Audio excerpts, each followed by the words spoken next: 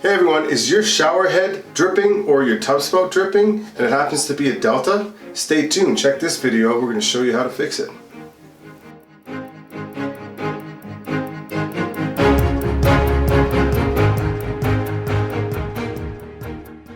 Hey everyone, I'm Clayton. Welcome to our channel, The Plumbing Gurus. Maybe consider subscribing, and on this channel, we're here to save you money and keep you all informed on all the proper plumbing practices that we like to use. Stay tuned, check this video out. Hope you enjoy.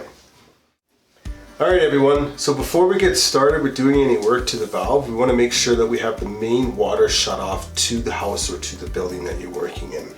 So what we'll do from there is we'll shut the main water off. What we've done actually, we've shut the main water off.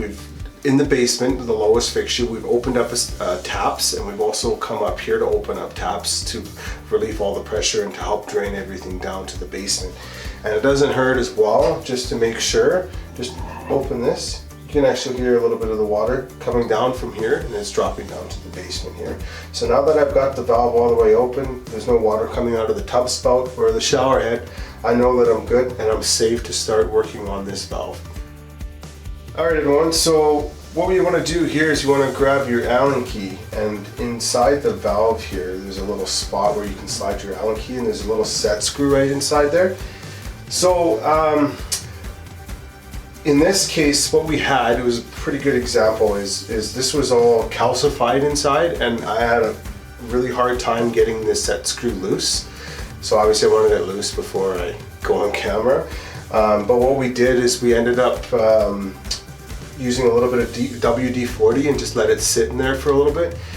It's very, very important to not break that set screw, okay? Because if you break that set screw, now your whole valve here, you'll probably have to buy a whole new trim kit for your valve, which can cost you money.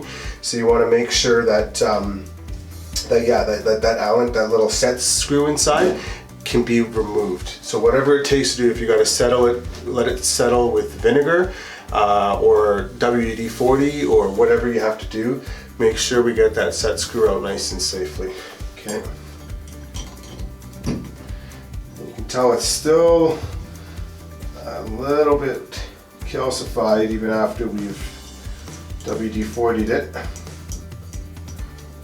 And what I'll do here is I'll pull this right out, and I'll also close my tub drain to make sure that if that Allen key drops, it doesn't drop in that tub drain. It's just another trip to the store that you have to make to get an Allen, to get a set screw. So pull this right out and get the handle off, just like that. You can see inside what I was talking about before, that's all the calcium just built up in there. And that will sometimes lock that set screw right in, and you won't be able to get it out without having to drill it out. So move on to the next. Alright, so the next thing we're going to do is we're going to take the trim off. So here we got a little escutcheon plate. So you might just have to kind of turn this and pull it back just a little bit to get it out.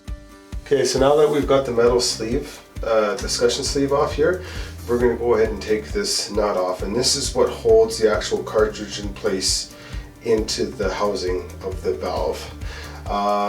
In this case, what we had to do, because this was so corroded, well not corroded, calcified I should say, I actually had to spray some WD-40 on here. I let it sit for about 5 minutes, and then I grabbed an open set of pliers, open-ended pliers, or open, we call those channel locks I guess. And I just gently broke the seal on these, and I was able to get it by hand.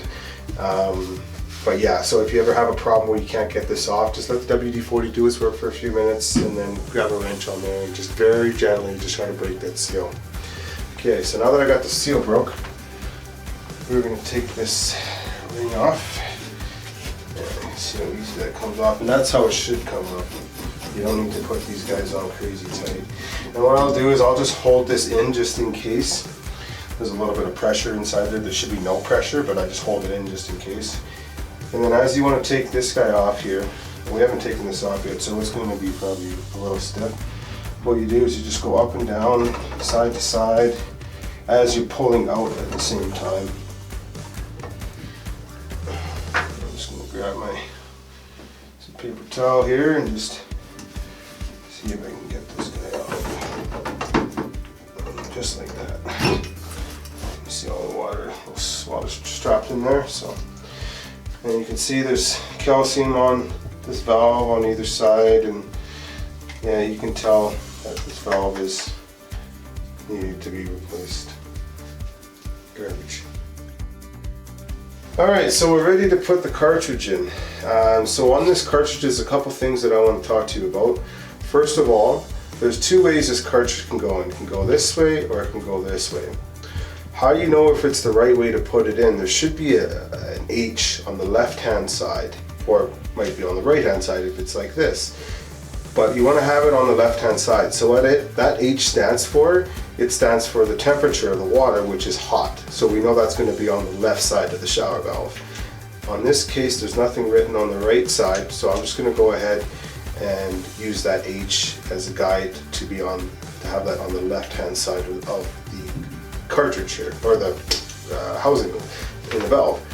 And another thing I want to talk to you guys about is this piece here, this plastic piece. Now if you get a cartridge that looks like this one, you're going to have a little plastic piece on the top. So what it's set for right now is it only allows the hot water to get so hot. So it only allows the handle to turn to about here, where full hot is going to turn to about here. So what they designed that for is to prevent scalding, so for the elderly or for kids. So what you want to do in this case is to change the temperature, because I know as adults, I mean, I like a really hot shower. I'm sure a lot of other people do, or a hot bath, whatever you prefer. Is what you do is you pull this out, and it has an arrow. It'll say hot to the left, cold to the right. So you pull this out and you just turn it all the way to the left, and right there we have maximum hot. So when we have it on the hot, very little cold water is going to mix with the hot water. It's pretty much going to be hot water right from your hot water tank coming out through your faucet here. And that's about it. We're ready to put this sucker in. Let's do it. Alright, so now we're ready to throw this cartridge in the housing here. So in this case, there are children here that use this bathtub here, and no adults use the bathtub. So we're just going to leave that set right in the middle. So what we'll do is we'll make sure our H is on the left, like I discussed before, and we'll slide this guy right in here. Now you'll kind of hit a spot where it'll kind of get a little tough to push it in. So what you do is you just kind of wiggle it up and down as you keep pressure into the valve, just like that. You can see it's seated nicely, just like that there. Alright, so the next part that we're going to do is we're going to put the nut on, and as you can see now, it's the nut that holds the cartridge into the housing here, right into the valve. So, and another little trick that you want to do, because these threads are really fine, you want to make sure that you don't cross thread them. So the easiest way to do that is you just go backwards until you hear a little click, just like I just did, and then go forward. And now what that does is just sets the threads in the right spot.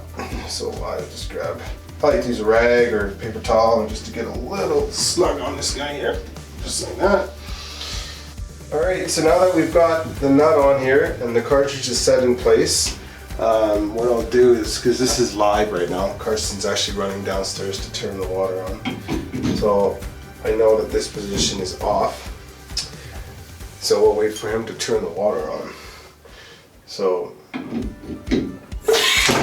what I'll do is I'll just kind of do a little test just so I know that the water is on and that it's pressurized up here.